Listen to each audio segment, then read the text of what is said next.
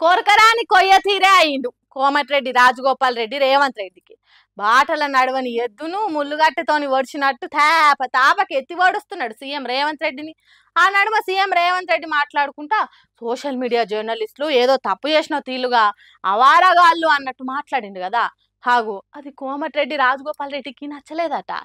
ఏం ఆశించకుండా దేని మీద ఆశలు పెట్టుకోకుండా ప్రజల కోసమే వార్తలు చెప్పుకుంటా సేవలు చేస్తున్న జర్నలిస్టులది తప్పంటవా? అవమానించినట్టు మాట్లాడు తప్పునరా అన్నట్టు ట్విట్టర్లో రాసుకొచ్చిండు. సోషల్ మీడియాలో పనిచేసేటోళ్లను గౌరవించాలి తప్ప కించపరిచినట్టు మాట్లాడొద్దు. వాళ్ళ శక్తి కొద్ది పనిచేస్తున్నారు. ఆ సొంటోళ్ళ మీద దుమ్మెత్తి పోసినట్టు చేస్తావా? మెయిన్ స్ట్రీమ్ మీడియాను సోషల్ మీడియా వాళ్ళను వేరు చేస్తావా? ఇది బ్రిటిష్ వాడు చేసిన విభజించు పాలించు అన్నట్టే ఉన్నది అని సీఎం రేవంత్ రెడ్డిని గట్టిగా గిచ్చినట్టు రాసిండు. ఇసొంటి కుట్రలను కుటిల ఎత్తులను జిత్తులను తెలంగాణ సమాజం సహించది, షీదరించుకొని షీ కొడుతుంది అని రేవంత్ రెడ్డి ఇజ్జత్ తీసినంత పని చేసిండు. సీఎం తిట్టిన సోషల్ మీడియా జర్నలిస్టులకు తన సపోర్ట్ ఉంటుందని కాంగ్రెస్ పార్టీలకు కాలే తట్టు చెప్పిండు.